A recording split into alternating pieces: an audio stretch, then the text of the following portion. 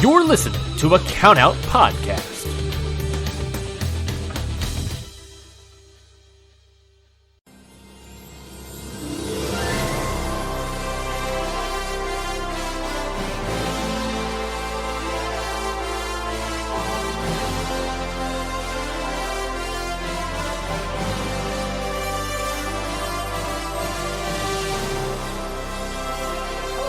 And welcome to the Ballot, the place where the conversation begins. I don't know why I've been doing that pause recently, but I have. And when I say recently, I think this is the first time I've done it because I've recorded 2 episodes before you hear this, and those will be the next week. So we'll talk about that later. Welcome everybody to the Ballot. Welcome back. I'm your host, Ryan Knightsey.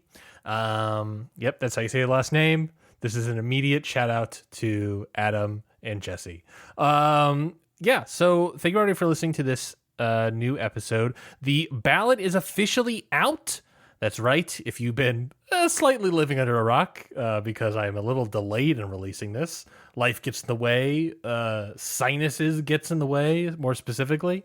And yeah, so it took a little bit, but I think it kind of works out because October is going to be a jam-packed month of Ballot Hall of Fame, Wrestling Observer Newsletter Hall of Fame Ballot conversations. I'm kind of looking like I'm going to have an episode every week this October, which is pretty exciting stuff for me to put all that out, and I hope for you as well, the listener. So I guess get into it. But like I said, the ballot's officially out. Dave sent them out. And I got one. I don't know if this might be a shock amongst shock to some people, but I haven't had a ballot until now. That's the truth. This is my first year of a ballot. I've been doing the show all year long. I technically have done the show for 2 years now. That's another shock for a lot of probably new listeners. Technically, I did this behind a Patreon wall for its first year. And I've had, I said during the show, when I've ever said there was like a returning guest, and obviously they weren't, it's because this was all a season 2, technically. There is a season 1 out there. It's on a Patreon that's been basically teared down, so all those episodes are free. My plan is to eventually re-release them, I guess, technically, or release them publicly. I might do that to people that are still on the ballot, new people that's still on the ballot that have episodes that weren't voted in or dropped off or whatever, and release that maybe November, December, as maybe December more so than anything, as additional content so you can hear. And they'll be 2 years old. They were from 2024, obviously, but we'll figure that out. But that's neither here nor there. Right now, today, we are discussing the ballot itself. Now that the ballot is a release, and I am looking at it in my Gmail, I'm going to go talk about it, and I want to go break it down. I'm sure a lot of people who are listening to this have already become aware of the ballot itself and aware of the people are on it, the new people are on it, the new people that are on it. I don't think any of the new people are returning people. I think it's just strictly new news. But yeah, I'm going to talk mostly to sort of give everyone a refresher about last year and what happened and what's going to go into this year. And for anyone that's doesn't know what I'm talking about, listening to this show, this ballot show is the first time. I have no idea if those listeners exist, but if they do, this is their first time enjoying and following the Wrestling Observer Hall of Fame ballot conversation all year long, then this might be your first time engaging with the ballot itself. In some ways, me. So let's go through the ballot that I have received. I'll read off the criteria and all the usual stuff that's part of the email, and then we'll sort of go through region by region, break it down, Degeneration X style. All right. Terrible joke. I'm so sorry. Let's start off with the ballot itself. So this was emailed to me from Dave, and it reads, "This is our ballot for the 2025 Hall of Fame. The ballot is being sent out to major wrestling stars, past and present, major management figures in their industry, writers, and historians. If you are getting this, you're being asked your opinion on who should be inducted into this year's Hall of Fame class. The criteria for the Hall of Fame is a combination of drawing power, being a great in-ring performer, or excelling in one's field in pro wrestling, as well as having historical significance in a positive manner. A candidate should either have something to offer in all three categories or be someone so outstanding in one or two of those categories that they deserve inclusion. You probably have heard that a billion times. I've said that typically at the beginning of every episode. The names listed below are those under consideration for this year. To be eligible, a performer must have reached their 35th birthday and competed 10 years since their debut as a full-time performer, or be someone who has been a full-time pro wrestler for at least 15 years. Longevity should be a prime consideration rather than a hot 2 or 3 year run, unless someone is so significant as a trendsetter or a historical figure in the business, or valuable to the industry, so many commas here, Dave, that they need to be included. However, just longevity without being either a long-term main eventer, a top draw, and or a top caliber in-ring performer should be seen as relatively meaningless. I think the longevity bit is an important, crucial bit of this ballot, both in the sense of you need longevity, but also if it's a short run, but it's so big, or so significant, so trendsettery, maybe such a draw per se. I think there's one person in particular I can think of in the modern section, short term reign but massive draw. I think that's more so what this longevity is speaking to, at least in my reading of it. There are more changes in the rules this year, largely because the modern U.S. and Canada category is so full of viable candidates. Each category is separate, and the number of votes in a category allowed will be 1 in every 3 people on the ballot. So each category will have a different number. The idea is categories of fewer ballots won't be easier to get in, and categories of a lot of balloters won't be difficult, that it causes a logjam. The election is broken down into a number of categories. You should check each category for wrestlers that you feel you are familiar enough with based on geography that you've either traveled or are familiar with, and based on the time that you have followed pro wrestling. You do not have to vote for a wrestler in every category you've checked. I don't think I'm going to vote in every single category this year. I definitely have opinions on wrestlers in it, but there's some categories where I'm like, I don't feel confident enough with a strong majority of this many people. I've definitely listened to them. Like historical US in Canada is a category that I definitely have opinions on wrestlers, but I don't feel the most confident in it. I have been listening to Dragon. This is a full tangent. Dragon King Carl has been doing a lot of episodes that are going down the historical US Canada path and discussing each of their candidacies in his opinion and his view. So it's I have been following, I have been watching, I have been doing research, but I don't necessarily feel the most confident. And that, maybe some balloters feel maybe not less confident, but maybe less research than I or whatever. I don't know. Or maybe they feel more and all these sort of things. But I'm just sort of it's a personal preference, I feel at the end of the day. Where the heck was I? What a tangent. The election is broken down into a number of categories. I already said that. The ballot is also broken down to wrestlers and those who are not pro wrestlers, but have been valuable parts of the industry. Obviously, that's the non-wrestler section. You can pick as few as 0 in categories if you don't believe anyone on the list deserves inclusion, or you can skip voting in categories that you don't believe you're familiar enough with to vote in. All responses are confidential. There's nothing to worry about politically about any involvement in this process. Your selections will not be revealed unless you choose to do so yourself. There is obviously a public ballot tracker also floating around there. Do I have the most recent one pulled up? No. I haven't gone to it enough times for it to be on my hot bar. Google. On Google when you start typing something? I think it's a Sheets page. Might not be Sheets. It could be Sheets. No. Oh yeah, there we go. There's a Sheets. Shout out to the Sheets boys out there, people that use the Sheets. Yeah, so there's a 2025 public ballots list. I forget the name that puts it together, but it's not on this thing, so I apologize. They may be listening. I hope not, and they'll hear my embarrassing information. But there's a public ballot tracker. I believe they have 6 public ballots as of the 23rd, which is last week.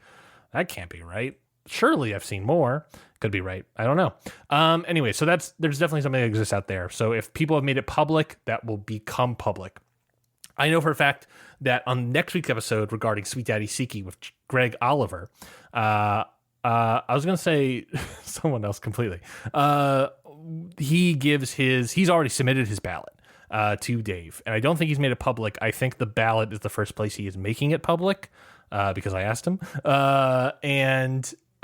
So he, that's an example of a guy that you don't necessarily have to make it public, but, Greg is, and that's very kind of him. So anyways, where was I on this frickin' thing? I'm taking too many tangents. Anyone who receives mention on 60% of the ballots from the geographical region and time frame will be added to the Hall of Fame in the class of 2025. If you're unfamiliar with any of the candidates due to geography or have never seen them, that is fine. Ballots are sent to many people from all over the world and from different wrestling cultures so that everyone has as fair a shot as possible. I feel like some people would almost argue against that, but factually, that's probably true. The breakdown for modern historical performance is 30 years ago, or 1995. You want everyone to feel old? Next year will be, I'll be considered a historical performer. That's right, 96. So if the last year 96. So if the last year's person was a headliner or was a key figure in the industry, was prior to 1995, they would be in the historical class. If they are still major players after 1995, they would be in the modern class. There is one weird example this year, one specifically weird example in the modern US and Canada that we will talk about that this rule weirdly affects. All performers who receive mention on 10% to 59.9% of the ballots from the geographical region or era will remain on the ballot for consideration next year. All those who receive less than 10% of the vote will be dropped from next year's ballot. They can return in 2 years, based on if there is significant feedback from voters who say they will vote for them. This is mostly for wrestlers who are still active, who may improve their career legacy, but can be for retired wrestlers. But can also be for retired wrestlers if voters believe they should be put on or returned to the ballot. In addition, in following the lead of the Baseball Hall of Fame, which is the model here, we have a 15-year rule. The following candidates have been on the ballot since 2008. Doesn't list anyone. That just says that. In baseball, this would be the last year of eligibility. Here, if they don't get at least 50% of the votes in this year's election, they will be removed from the ballot. If they are modern candidates, they can be brought back in the historical performers era in 2 years if it is more than 30 years since their career as a Hall of Fame level performer is up. The following candidates will be dropped from next year's ballot unless they are elected in or garner 50% of the vote. That is, of course, only one person that is Spiros Arion in the rest of the world region. So good luck. Good luck, buddy. Please return this ballot by November 8th. You can email Dave back or mail. I love the idea of writing Dave a letter. There's something... So the fact that exists, I know I got this in an email, but the fact that it exists that I can mail Dave a letter and it's just a bunch of wrestling bullshit really makes me want to put together a letter for Dave. I just think it's so funny to me. Anyways, please check by every category you're familiar with, and then he lists the categories and the wrestlers. And that's where I'm going to depart the email, unless he has a little postscript. I would love P.S. Good luck. Good luck, boys. I don't know, whatever Dave wants to do. All right, so I'm going to leave that thing and move on to my data tracker for the 2025 Wrestling Observer Newsletter Hall of Fame. And we'll go region by region. So we'll start off here, I think, with the modern US and Canada region. So last year, of course, Roman Reigns, Paul Orndorff, and the Young Bucks have all gone in. The people that fell off last year were Asuka/Kana, Kevin Owens, the Usos, Bray Wyatt, and Sami Zayn. If anyone feels strongly about their case, Dave will put them back on, I guess, for next year. I don't think anyone's... I guess the Usos legitimately would be the only big difference. There are going to be people that hate that I said that. I'm realistically, between any of these people, maybe Kevin, but then he got injured, so not really. Sammy, U.S. title run, are we going to do anything? Asuka, I don't think she's done really much of anything. Bray Wyatt, obviously not. The Usos, really, it's single stuff, so maybe Dave wouldn't do it. I don't know. That's really the only people. Anyways, I've talked about them too much. So that was 5 people that fell off the ballot, 3 people that went in, so that was 8, obviously, in total. And he added, as we know, 6 people We knew about 4 of them announced last year, 5 about middle of the year with Sabu, and then this new person is Bill Dundee. He's the person with the not 1550. He's the person with the modern historical split where Dave is considering him a modern U.S. and Canada wrestler, even though he is here, which is, I guess, technically true. I think it was like USWA, I think is what the promotion was that he was still in. Still major, I guess, past 95. So sure, it feels so weird that he's in here.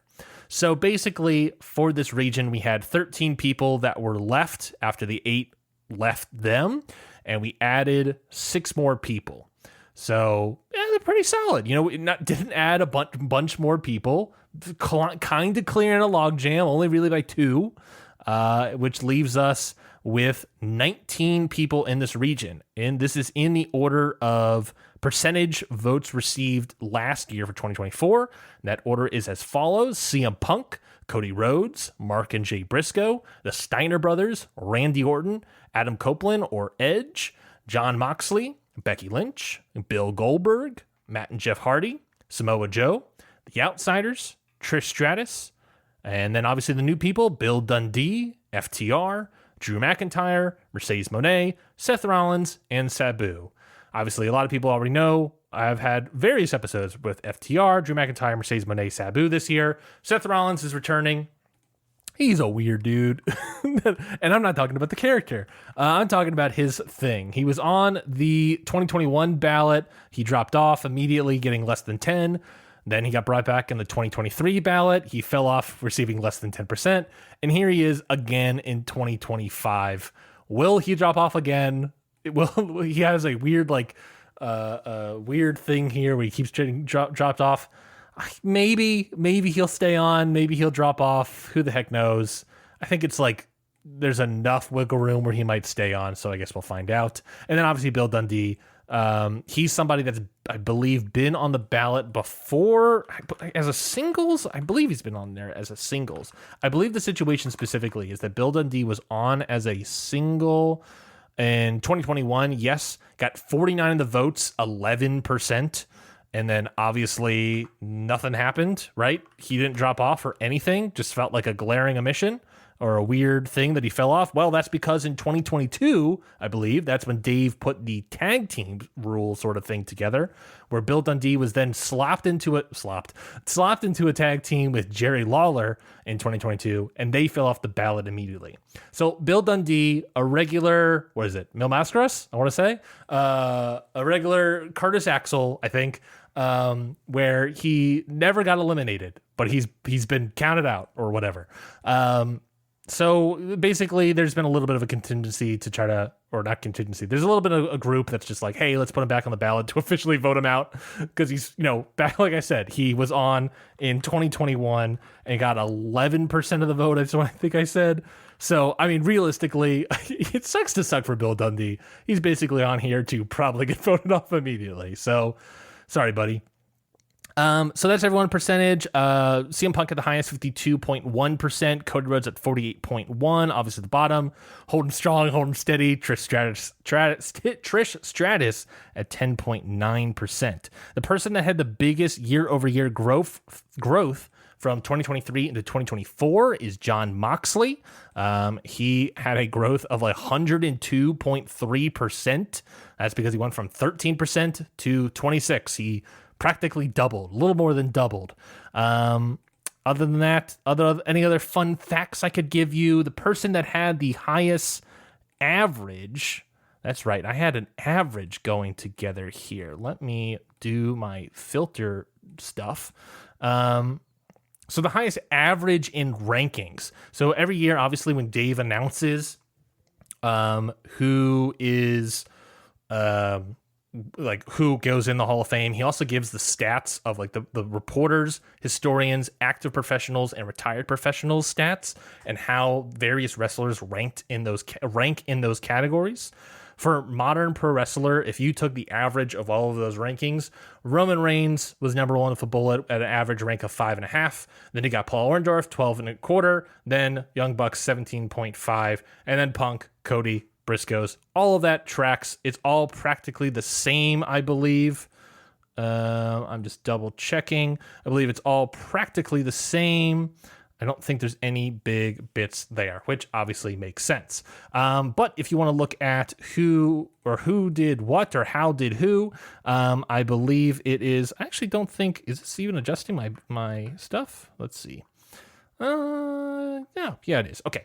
So the people that ranked the highest for reporters was the Young Bucks. They ranked number 2. People that ranked highest for historians in this region is Roman Reigns, who ranked at number 5. Person who ranked highest for active professionals was ranked number 6, also Roman Reigns. And the person who ranked highest for retired professionals, holding strong for retired professionals, Randy Orton. That's basically, he didn't rank in anyone else's list at all. I think it's for the top 30, I believe. He didn't rank at all for anyone else, just retired professionals at 2. So that's basically what's holding it on for the old Randy Orton. Any other stats? Adam Copeland, of course, years on the ballot, 17. I believe he was on the trend to getting fall off, and then when he's returned, Dave said, no, let's just keep him on.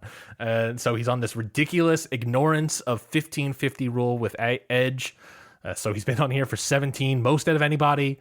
That's probably a record. I have to imagine that. Actually, I don't think it's a record because I think Slaughter was on there for a century.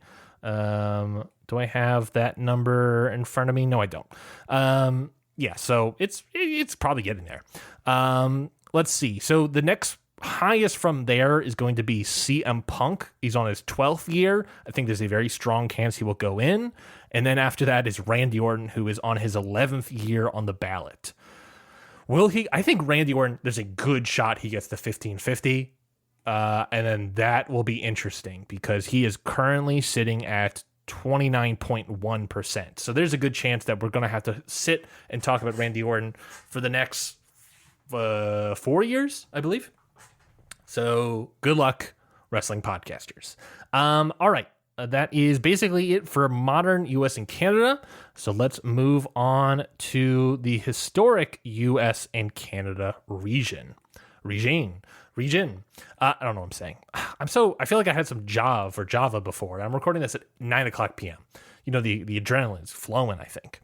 So, okay, the historical region. So this only had one person go in last year, and that was, of course, Johnny Rougeau. So that is always exciting. He went in 62.7%. Only one person fell off, and that was Sid Vicious. Obviously, he passed away last year, and he got put onto the ballot, and he got less than 10%. So he is no longer in here. So we lose 2 people, in Johnny Rougeau and Sid Vicious, and we only gain 1, and that is, of course, Sweet Daddy Siki, a stalwart? No, not really stalwart. Well, yeah, kind of. 60s, 70s, and 80s was his region in Canada. So you'll hear way more about Sweet Daddy Siki literally next week with Greg Oliver, a great guest for Sweet Daddy Siki, a guy who personally knew Sweet Daddy Siki, wrote a whole documentary and various books about him. So definitely go check out that episode next week. So with that being said, 2 off, 1 on, we have a full amount of 20 people in this region. I believe the most out of anyone, because I believe the only other one can fight it is modern, but non-wrestlers could easily fight it too. I feel that they have a crap ton as well. Yeah, they have a crap ton. 24. Jesus Christ. All right. Historical U.S. and Canada. We have leading the pack, Junkyard Dog, then June Byers, the British Bulldogs, Kevin and Kerry and David Von Erich, Ole Anderson, Sputnik Monroe, Wild Bull Curry, Cowboy Bob Ellis, The Iron Sheik, Tully Blanchard and Arn Anderson with J.J. Dillon, Ricky Steamboat and Jay Youngblood, the Hart Foundation, of course that being the tag team of Bret Hart and Jim Neidhart, I should probably say, Black Gordman and Great Goliath, Mad Dog and Butcher Vachon, the Wild Samoans, Bob Armstrong, Pampero Firpo, Dusty Rhodes and Dick Murdoch, Archie, the Mongolian Stomper, Goldie, and of course, Sweet Daddy Siki.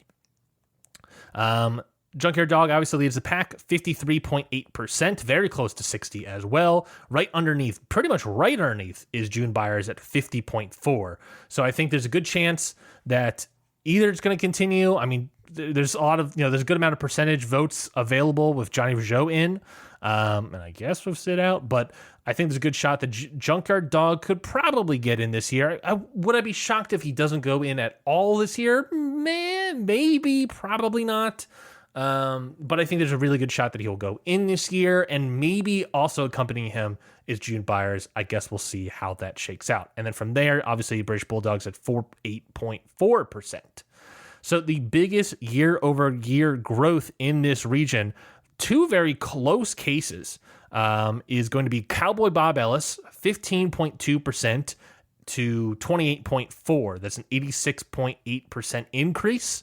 And then right below that is actually Mad Dog and Butcher Vachon, an 85.71% increase year over year. That's from a 10.5 practically off the ballot to 19.5 in 2024. I do just want to also point out there was a big sort of decrease this region. I didn't really think I talked about decreases in Modern. There wasn't anyone massive. The only massive one was 7.49% of a decrease with Edge and Adam Copeland. So there's a bigger one here with the Hart Foundation, a decrease of 12.6%. That is basically in 2023, they got 25.4%, and in 2024, 22.2%. So a fairly small decrease. They could certainly, I guess, make up for it this year, but a decrease nonetheless. Other bits of information. Let's talk about the rankings of the various categories. I think it's all in the same sort of vein where the highest ranked was Johnny Rougeau, Junkyard Dog, June Byers. It all makes sense. It all stretches out in the same exact way. So the reporters category, the highest person that ranked, the rest of the ranked highest for the reporters here was Junkyard Dog. Surprisingly, beating out Johnny Rougeau, Junkyard Dog got 4th for reporters, so really holding strong there. And to make up for it, the person that ranked the highest for historians was Johnny Rougeau at 4 as well. So that really evens itself out, and that would help get Johnny Rougeau in for sure. Active pros, the person that ranks highest is, of course, Johnny Rougeau, ranked 3rd. Retired pros, only, I believe, 2 people. I'm looking at this list, double checking it, much like the old Saint Nick. And for retired pros, only 2 people ranked on the entire list for retired pros, and that was the British Bulldogs at 15 and Dusty Rhodes and Dick Murdoch at 16. What does that say about retired pros and this list? Probably a lot. Probably something. I'm not entirely sure. I don't read minds. Years on the ballot, the person that's leading the pack again is Junkyard Dog. This is his 12th year. Oh, sorry, no, my apologies. June Byers. This is June Byers' 14th year on the ballot. Junkyard Dog right behind at 12. Then you have Cowboy Bob Ellis at 11. So that is all very interesting. Like I said, look, I think if Junkyard Dog is probably going to go in this region, June Byers, I wouldn't be necessarily. I could see it. I think it's plausible that she will probably go in as well. But if she doesn't go in, next year will be 50-50, and those typically bump up for a lot of people. So if it's not this year, I think it's definitely next year for June Byers. And then Cowboy Ellis, I think he's got a little bit of time to continue making a case. He had the strongest year-over-year growth. Obviously, something happened. Something was in the water for 2024. Is that same thing in the water? I guess drink it and find out. Oh, God. Let's move on to Japan. I love a podcast where the host is disgusted by himself. Let's move on to Japan. So Japan had 2 people go in last year. That, of course, was Shingo Takagi and Shima. Shima, I think, if I'm not mistaken, had the biggest year-over-year growth out of anyone in any single category last year. He went from 23.4% to a Hall of Famer, 60.3%. That's a 157.69% year-over-year growth. An insane number. Unbelievable. So Shingo and Shima both went in. The person that fell off the ballot was Kento Miyahara, obviously receiving less than 10%. So with 3 people off, only 2 people get added on. Those, of course, being Io Shirai, great episode of The Ballot with Scotty Edwards and Trent Brayward, and Masaki Mochizuki. That will be out in 2 weeks with Alan Forel. Both these episodes with Greg Oliver and Alan, already been recorded. So get ready, stay tuned for that. So with all that being said, that means there is 11 people in this category. Let's say who they are. Starting off with our first at bat, 53.2% leading the pack, Hayabusa. Then you got Manami Toyota and Toshio Yamada, Yoshiaka Fujiwara, Yoshihiro Takayama, Tigerjeet Singh, Meiko Satomura, Antonio Inoki and Seiji Sakaguchi, Satoshi Kojima and Hiroshi Tenzan, Zack Sabre Jr., and then the new people, Io Sky, Io Shirai, and Masaki Mochizuki. So like I said, Hayabusa is leading the pack at 53.2%. Manami Toyota and Yamada at 42.6%. So there's a lot. I think Japan, it's kind of been the talk of the town. Japan's the most interesting category. It's a fairly small category here. I believe, if I'm not mistaken, you only get 3 votes. And you're having 2 people like Shingo and Shima both getting above 60 last year go in. That's a lot of votes up for grabs. I think there's a good shot, like I said, that Hayabusa could go in. He had massive year-over-year growth as well last year. I believe other than Shima, it would then be Hayabusa, who had 129.3% year-over-year growth, going from 23.2% to 53.2%. Obviously, we're not going to get like that level of growth probably again, but it obviously shows that look, people looked at Shingo a lot, people looked at Shima a lot. There was a big focus, it felt like, on like the independent scene, as it were, in Japan. With I imagine Dragon Gate as well, with Shima especially, Hayabusa. I think that's a lot of what's going on there. So I think there's a very good chance that Hayabusa is going to go in. Toyota and Yamada, they had a big boost last year as well, 88.5% year-over-year growth. So I don't think they're having another big year. It must have been some sort of article or something that came out that year. I don't know, but I don't necessarily expect that we'll get a massive boost. But again, like I said, with Shingo and Shima going both in, there's a lot of votes up for grabs. And I kind of I don't know. I think Hayabusa is probably going in. I feel like if anybody who's near the top, they're probably going in. That's not really a big thing to say. But from there, it's I don't know. Is it Toyota going in as well? I don't know. This year, or blasting up is Zack Sabre Jr., who had a year of being champion and double main eventing the Tokyo Dome. Is that going to be something for him a lot? Is he going to have a massive boost? How is Io and Mochizuki going to rank on the ballot? Japan's just very fascinating altogether. So I don't really know how it's going to shake out, but I am excited to find out for sure. People for reporters, the person that ranked the highest was Shingo at 7. The person that ranked the highest for historians was also Shingo at 11. So shout out Slurpee Takagi. Is that anything? That might be gross. The person that ranked the highest for active performers, Hayabusa, if that holds, you have to imagine he will probably go in. Because, I think he got 25 and 25 for reporters and historians and 21 for retired pros. So only up from here for Hayabusa, really. And then for retired pros, the person that ranked the highest was ranked 4th, Manami Toyota and Toshio Yamada. So we'll find out what happens there. All right. I think that's everything. All my little bits. Oh, the years. So people that are on this ballot the most have been Kojima and Tenzan. This is their 12th year on the ballot. Will they fall off before then? They're currently sitting at 17%. There's a good shot they fall off. Like I said, there's votes aplenty avail, so we'll find out. But I don't. Who knows? They might make it to 1550. They could fall off before then. Who the heck knows? I don't.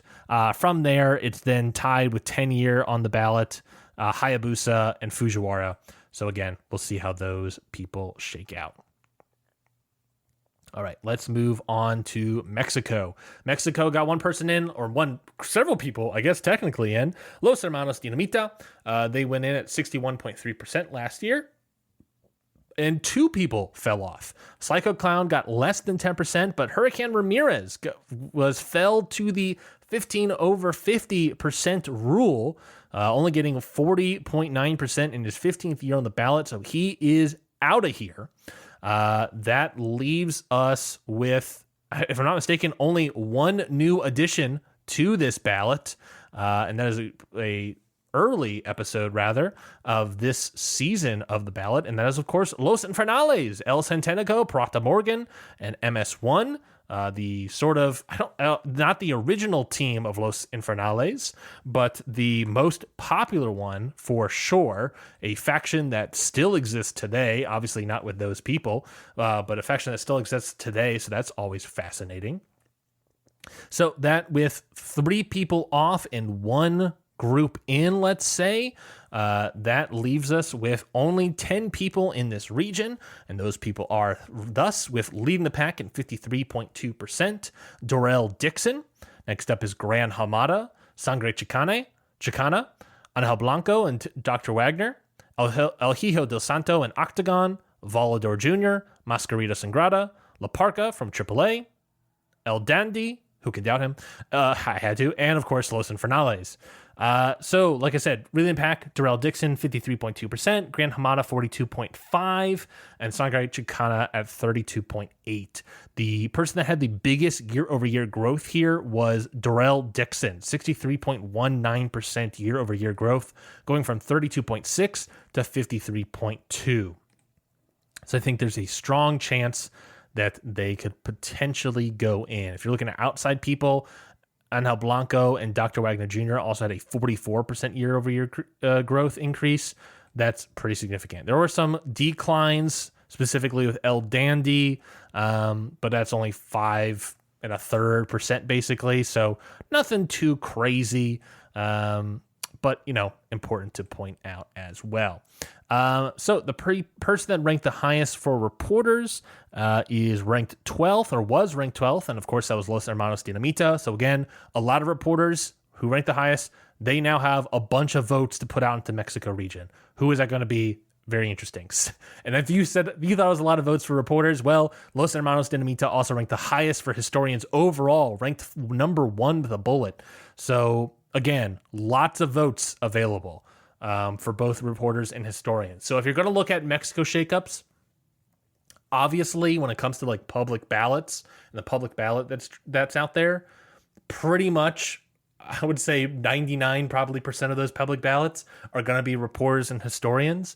I don't know how many active pros or retired pros get put on that public ballot tracker. So like if you're looking at the public ballots of the reporters and historians, namely, they're going to be the big movers and shakers in the Mexico region. So I think, if you want to look at that public ballot tracker, that might be a good indicator of who may or may not going in, or rather who's going to get a lot of year-over-year growth. Because, like I said, lot of votes available from reporters and historians after Los Hermanos Dinamita going in. Active professionals, the highest ranked person here was number 8, El Hijo del Santo and Octagon. And then retired pros, the highest ranked is actually a tie. It's both at ranked number 13, Los Hermanos Dinamita and Hurricane Ramirez. So 2 people. Hey, look, retired pros is also going to be a big factor here because their 2 highest ranked people are both off, and they don't have anyone else that ranked in any capacity on their list in their top 30. So, I don't know.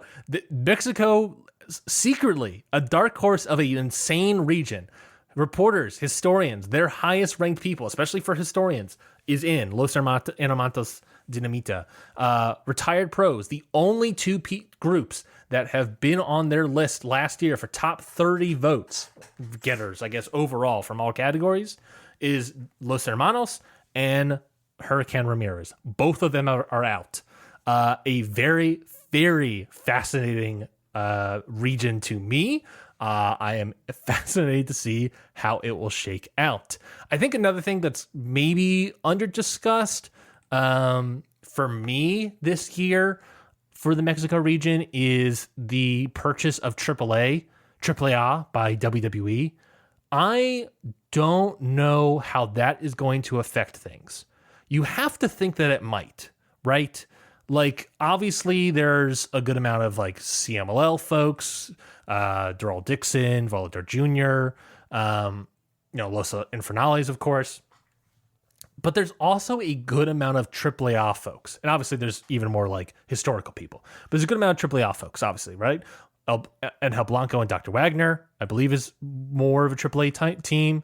But definitely El Hijo del Santo and Octagon. I believe their big thing is AAA Worlds Collide is what I may be confusing with Blanco and Dr. Wagner, but I'm pretty confident it's Santo and Octagon.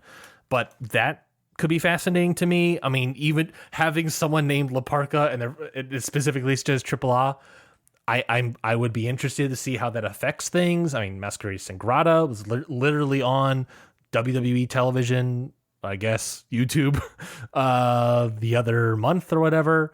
I mean, fell off the ballot, but Psycho Clown, I guess.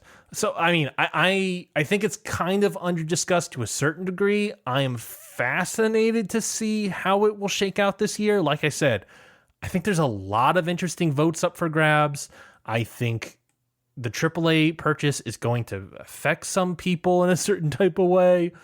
We'll sort of see how it goes. I think we're going to see how it goes. Obviously, Hurricane Ramirez was the number one with a bullet years on the ballot at 15. From there, it actually is a steep drop off. The longest person on this ballot is Sangre Chicana for 6 years. From there, it's like I think a two-way tie. A two-way tie. Darrell Dixon and La Parca AAA at 5 years on the ballot. So there, these people could easily stay. We could just be discussing them for the next 10 years. The lowest was El Dandy, 18.8%, that didn't fall off. So there's a good chance. I mean, there's a lot of votes up for grabs, like I'm saying. I think it's only 3 in the Mexico region as well. Yes, only 3. So there's a good chance, 3, Dave designed it so that the smaller votes, it's harder to leave, right? It's trying to fix the log jams for the number of votes. So this could be a freaking mess, is what I'm trying to say.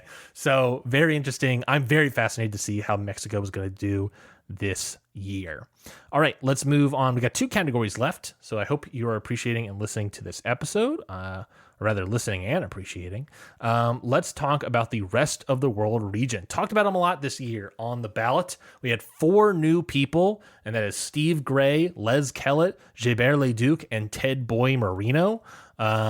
And only one person fell off last year, and that was, of course, Johnny Saint. He was on his 15th year and was under the gauze of the 50% rule, beat it 60.3%. So he is a Hall of Famer. So only 1 off and 4 on. I think that is the only region that Dave has grown significantly. Basically adding a whole nother vote in the region is what Dave did. So, hey, look, get excited if you're a voter in the rest of the world region. So the people that you have in this region, the highest percentage vote total was 49.8% in 2024. That was, of course, held by Jose Torres. Next up, you have the 15-year person, Spiros Arion, the Royal Brothers, Adrian Street, George Gordienko, Billy Joyce, Otto Vans, Dominic DiNucci, Killer Carl Cox, and of course your newbies, Steve Gray, Les Kellett, Gilbert Leduc, and Ted Boy Marino. Last year, the biggest year-over-year growth was actually in Spiros Arion. There was a real push probably to get him in before the 1550-year rule might knock him out. He went from 29.4% to 46.4%. That's a growth of 57.82%. So really solid work there. He's not far off from 50% at 46.4%. So there's a real shot that if he doesn't go in this year, that he will probably stay around. I think it's going to be a real battle to see how those 4 newbies affect things. It'd be my guess. So we'll sort of see how that goes for Spiros Arion and obviously Jose Torres. This had also 2 people that had big drops and dips. At least above a 10% range. That was the biggest drop is in Dominic DiNucci, going year over year decline in 13.54%, followed up by Otto Vans 11.39% decline. So not that great for them. Let's look at the sort of voter categories. Number 1 with a bullet, reporters voted for Johnny Saint. So again, a lot of votes up for grabs. We have this sort of, last year we sort of talked about that there's this Eye of Sauron of American voters. I think I might have mentioned this with Ethan Tyler. that episode covering Les Kellett, that I feel that in the rest of the world region, there is this eye of Sauron from American voters that, especially when I'm saying American voters, I mean the ones that are like, they see a name and they vote for somebody. They vote for the person they know. They're parachuting in a little bit. And with Johnny Saint gone, obviously ranked the highest of reporters, I'm fascinated to see who will be the next person. The one thing I guessed last year, and I'm fascinated to see how it plays out, was it could be Adrian Street. Like, I've done a lot of research, obviously, the rest of the world this year. Did 4 episodes about various people, and I've researched some people last year, like George Gordienko. I say a lot of research, but I just named all the newer people in the past 2 years. But, I've done other research talking to people. Do I feel confident voting this region? Well, I'll find out. I'm on the edge. I'm teetering. But basically what I'm saying is that, like, I feel like I am still, probably like most people, most listeners here on the ballot, I'll say lovingly a basic bitch when it comes to the rest of the world region. I feel like there is an element for me of like, I don't know who this person is. I'm not going to vote for them. Or I know who this person is and I'm going to vote for them. And obviously this all stems from, sort of the big daddy of it all, falling off the ballot in 2023. He had a lot of votes, fighting the 1550, I believe, as well. And then it was like, okay, who's the next guy up? And then suddenly massive growth with Johnny Saint, 35% year over year increase for him. It sort of came down of like, Johnny Saint was a guy. And then the other guy for reporters who's next up was ranked 3rd, Adrian Street. And I kind of feel like if I'm going to pinpoint any Eye of Sauron guy on anybody, it could be Adrian Street.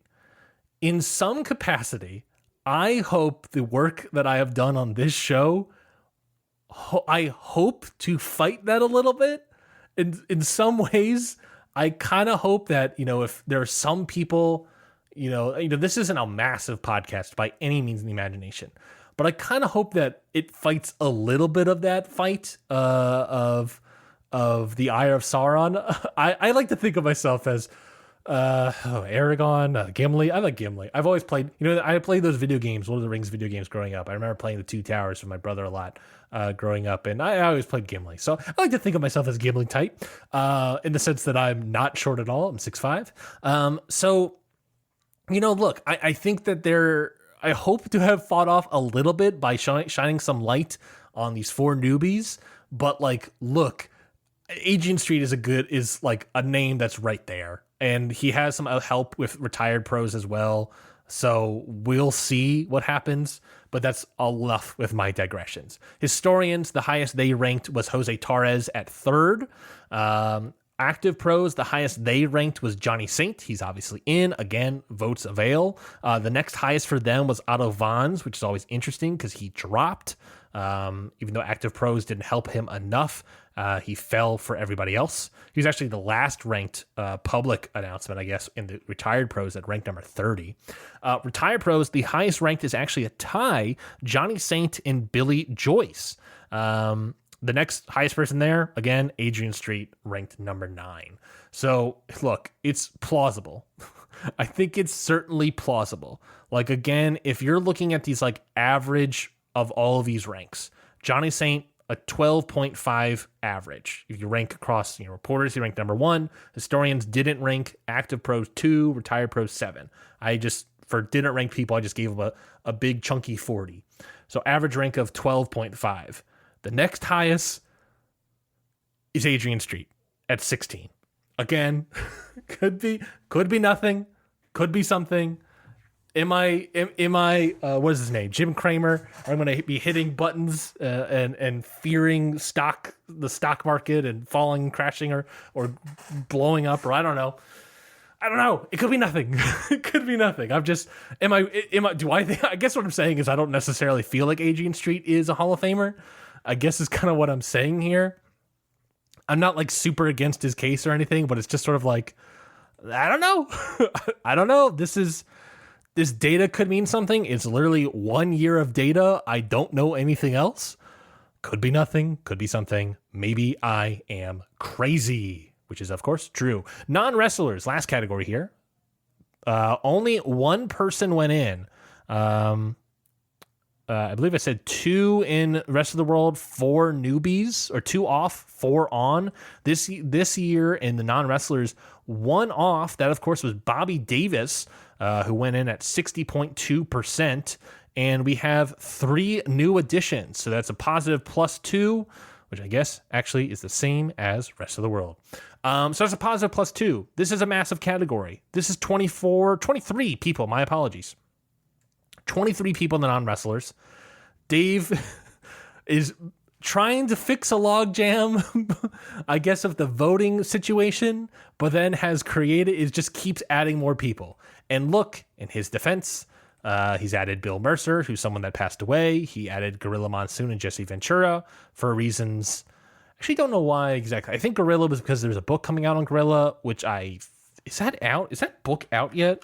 I feel like I've been hearing about this Gorilla Monsoon book for a century. Is it The Irresistible Force? The Life and Times of Gorilla Monsoon? Oh, it must be. Oh my God.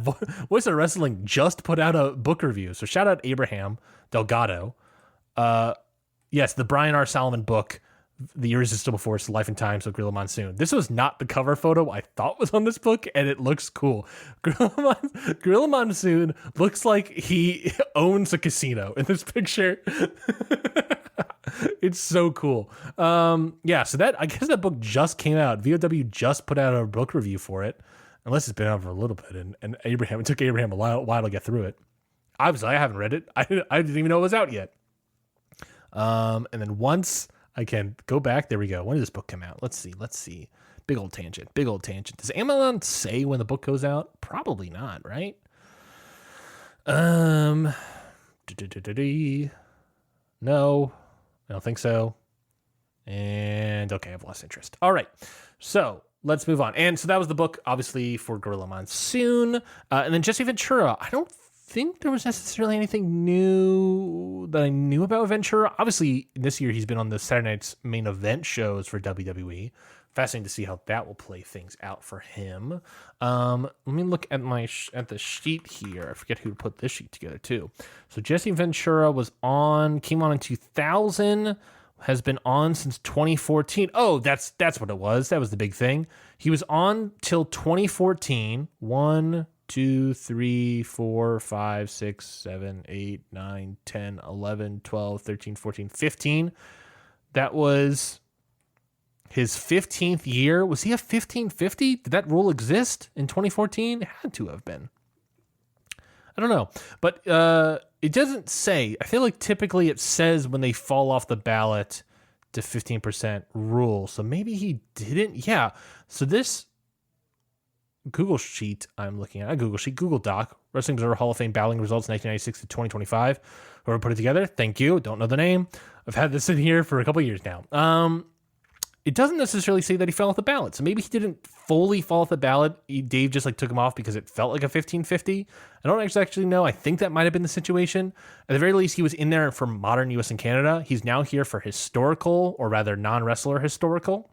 So he might have been in there as a wrestler, I guess, for modern US and Canada, and now he's in here as a announcer. So we'll see what happens there. But those are the 3 newbies.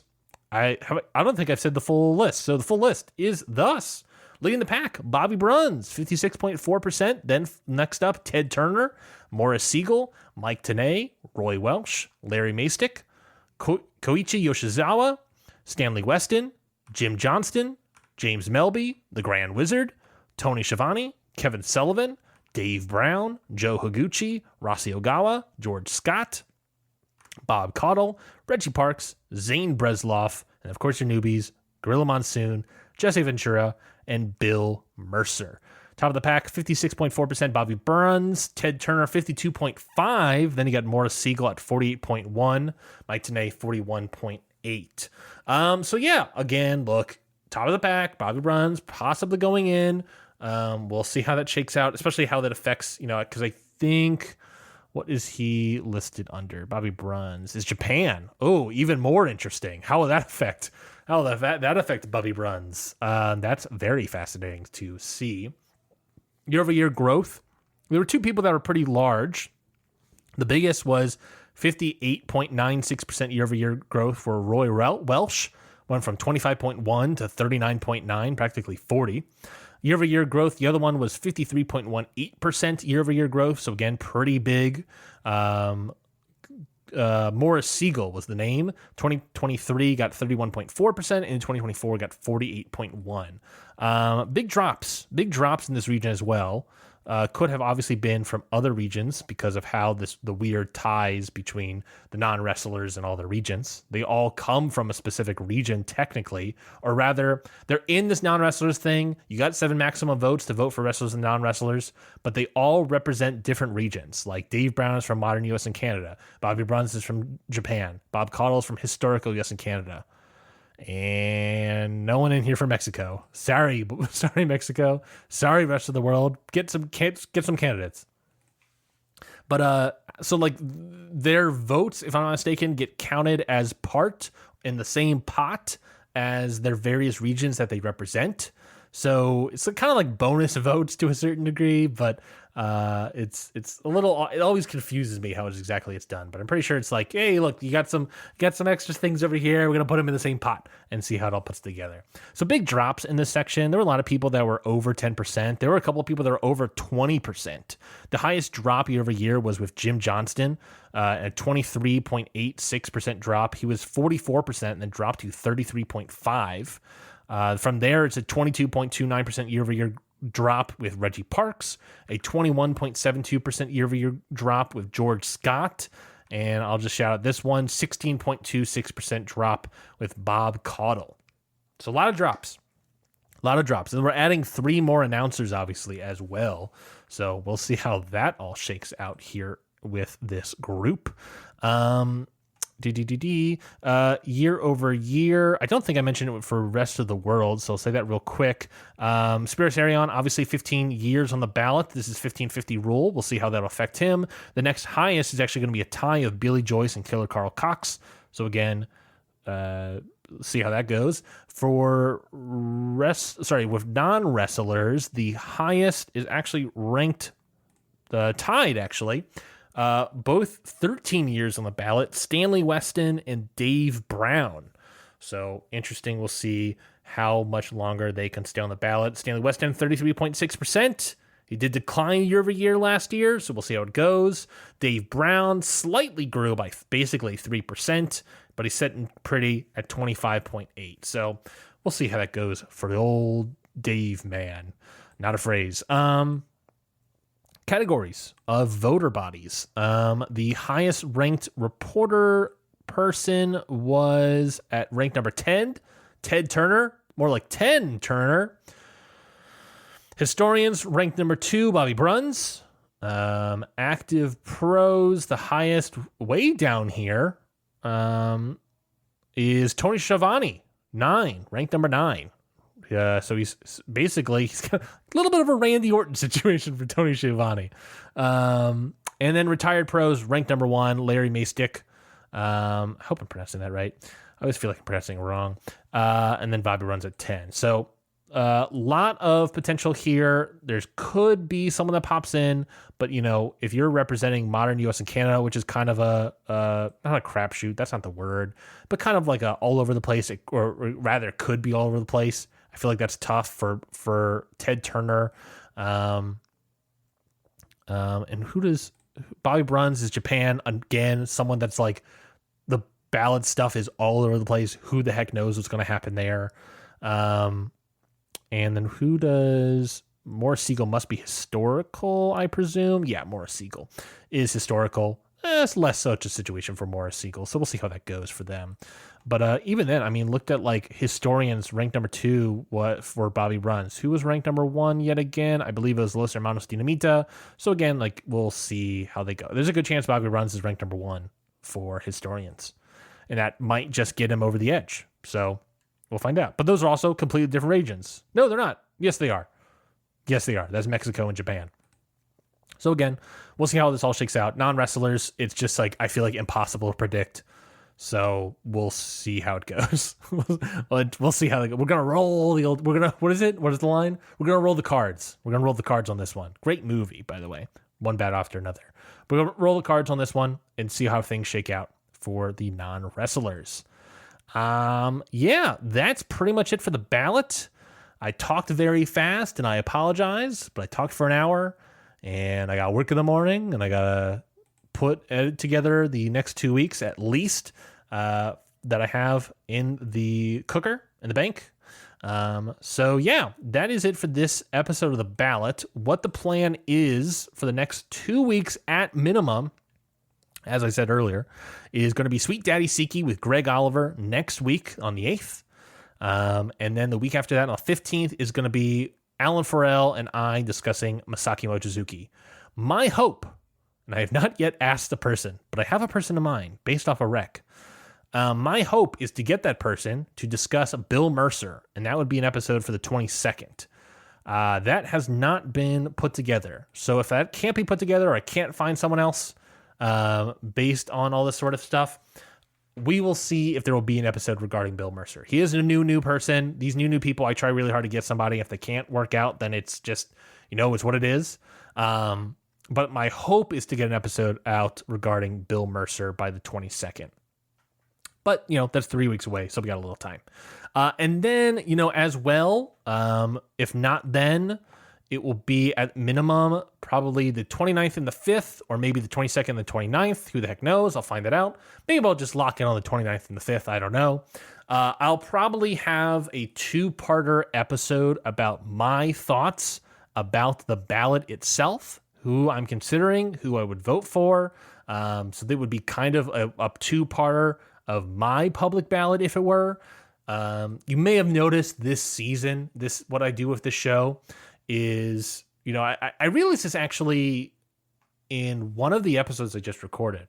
I'll let you decide. I realized this in the show, and I kind of been titling it on YouTube as such, but I've been thinking about a lot what the ballot is. And the ballot to me, I think is it like a debate? No, I don't think it's necessarily a debate. Is it discussion? Yeah, to a certain degree, yeah. Is it a love fest? No, not necessarily. I mean, yes, there are people that I bring on the guest because I think they're perfect for this guest to discuss their case. There are also some people that I'll bring on a guest, and both the guest and I are like, this person doesn't really have a case. That happened with Drew McIntyre. That happened with FTR. Less so FTR, more so Drew McIntyre. Where, if it's like, I think this person's a good guest to have on and discuss, but, in some ways when they don't have a case, part of the reasoning of finding a good guest is someone that can talk up a case or talk at least at length of what their case currently is. And that's kind of what the show is. It's not necessarily a debate between two people. There are a lot of shows that kind of do that. But what the show is just more so like the case study. That's kind of what I've been titling it on YouTube. These are all case studies. These are kind of, I try to have the conversation of what their case is, what it currently is. I think a question I want to start asking the guests for the next season are, what do you think could help change or help add rather to their case? When it comes to discussion, I say this in a future episode that I think a lot of the new people, when they first get voted on, they either drop off or stay on. I mean, last year we had 1, 2, 3, I guess you can say with Psycho Clown. 3, 8. You had 8 people who were on for the first time ever last year, and they all fell off. This year you had, I want to say even a little bit more, if I'm not mistaken. I could have been. Well, let me see if I can do that math real quick. I'm going to put myself on the spot. So this year you had Sweet Daddy Siki. You had Io Shirai and Masaki Mochizuki, which is 3. You have in Mexico Los Infernales. So that's 4. In modern, you have 6. So that's 10. In non-wrestlers, you have 3. That's 13. In rest of the world, you have 14. So that's what? You have 14 new acts or new / returning acts this year. Last year you had, who were all the new people last year? It would have been Sid Vicious. It would have been the Wild Samoans. If I do a Command F2, that might get me there. It was the Wild Samoans. It was Sid Vicious, who obviously fell off. It was the, what did I say, 8? I'm going to have to recount. Sid Vicious, Wild Samoans. That's 2. You had Takayama, Tigerjeet Singh, kind of, Zack Sabre Jr., and Kenta Miyahara. That is 6. You're at now. Moving on to Mexico. Grand Hamada, kind of. I like the kind ofs. Grand Hamada, kind of. Volador Jr., Mascara Sangrada, and El Dandy, and obviously Psycho Clown. That's 1, 2, 3, 4, 5. That brings us up to 11. Modern US and Canada, you had the Young Bucks. You had Cody. You had Samoa Joe, and you had these 5 other people. That is 8 people. That brings us up to 19. Jesus Christ, Dave. You had 19 people, and I'm not only at Modern US and Canada, I got 2 more categories left.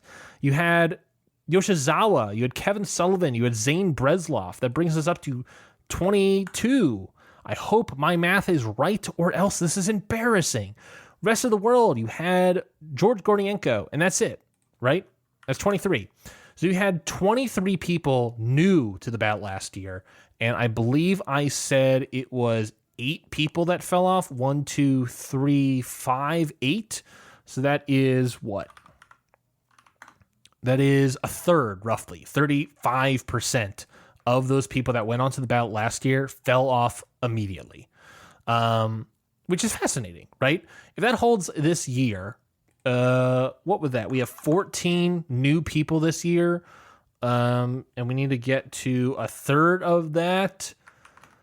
Half is 7. Oh God, some people are screaming it in my ear. Is it 5? I want to say maybe it's 5. Yeah, it's 5.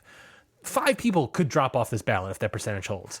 Who are those 5 people? I don't know. And I say this in a future episode, that like in some respect, I think the new people that get added to the ballot, whether or not they stay or drop off, is sort of the voter body saying, I think if someone falls off immediately, it's the voter body obviously saying they don't belong. Some capacity, when you are looking at the new people, you have to decide whether or not you think they should even, to me, almost be even nominated, right? Someone who should even be on this ballot. Because if you fall off, then obviously to me, more than 90% of the voting body says this person shouldn't even be on this ballot right now, right? That is what people are saying. So it's kind of a conversation of, should this person even be on the ballot? And I think that the ballot, the show, is kind of having that conversation of, what is this person's case? Is it strong enough to even go in the Hall of Fame? But to a certain degree, subtly, we're saying, does this person belong on the ballot at all? And that is sort of the case we're making. And I am fascinated to see how these people do this year. All the newbies, all my precious little babes, how they will do this year on the ballot. And see, I'm not trying to say I'm going to have any influence whatsoever. I don't think I will. I truly don't think I'll have any sort of influence on this ballot in any capacity. But I'd like to think, what if that number doesn't go? What if 5 people don't get eliminated? What if all of them stay on and we swap it out? What if all of them stay on and we get a bunch of the people at the bottom of the ballot falling off? Your Archie Goldies, your Zack Sabre Jr.'s, your Trish's. Can you believe it? Your Trish Stratus's. What if that happens? I think that could be an interesting shift. And I think what I'm trying to say is, look, if you're voting for the new people, think about it. To me, I think about it as you're deciding whether or not they should even be on this ballot, whether or not they belong. Because look, the percentage of people that have ever been on this ballot that have gone in for their first year is an incredibly small list. I don't have the numbers in front of me of how many different people there were. I could try to count that up. I'm not that crazy. I might be crazy enough to do it though one day. But the people that have gone on the first time ever compared to the sheer number of people that have been on this ballot is an incredibly small list. So you're not really, you're voting obviously for people to go in the Hall of Fame, but in some ways you're voting whether or not it should be on the ballot at all. So don't let that sway your vote. That's not criteria whatsoever. That's just me interpreting my thoughts on the ballot. That's me just when it comes to new people. That's me on my thoughts of the ballot, the podcast, and what I'm trying to do and is discuss the case studies for all these people and basically make the case. I think an alternate title for the show is Make the Case. But what is that about? Is it a lawyer podcast? Maybe, probably. Look, the ballot this year I think is fascinating. I think there's a lot of different regions, like rest of the world, with all the new people, like Japan, like Mexico, like modern US and Canada. The other ones, I don't really know. But I think those 4 regions I'm very intrigued about. And we will see how those 4 regions shake out. Non-wrestlers and historical, so jam-packed. I don't freaking know, dog. I don't, who the heck knows? But I just think there's a lot of voter stuff up for grabs this year. And so we'll just see how it goes. Next week, we'll talk Sweet Daddy Siki with Greg Oliver. The week after that, we'll talk about Masaki Mochizuki with Alan Farrell. The week after that, we might talk about Bill Mercer with a mystery person that I don't know yet. And then from there, I'll give my proper thoughts on the ballot. I think when I started this, I was going to say that I purposely don't necessarily talk too much my opinions on things, because I really want to have the guests shine a lot more, because the reason I bring on the guest is to discuss stuff. I obviously give my thoughts. I obviously present some of my cases when it comes to like drawing or thoughts on wrestling, whatever. But I don't really talk about like fully, at the end of the show, I always ask the guest, what is your thought on the region? Who do you think? And maybe we discuss a little bit, but like, I don't necessarily give my thoughts all the time. And, I'll have those 2 episodes where I give my pure thoughts. So stay tuned for all that. That's coming at you this October on the ballot. All these things will be due November 8th. And then obviously after November 8th, probably the 12th, I would presume. No, not the 12th. No, the ballots are due the 8th. Depending how quick of a turnaround Dave does. I don't remember I remember last year was super quick for Dave, because I think last year he was tallying as they came in, which was smart. So there is a chance Dave puts it in the Observer on the 14th. If not, maybe the 21st. You could go see Wicked for Good and then go read the Observer to see who got into the ballot.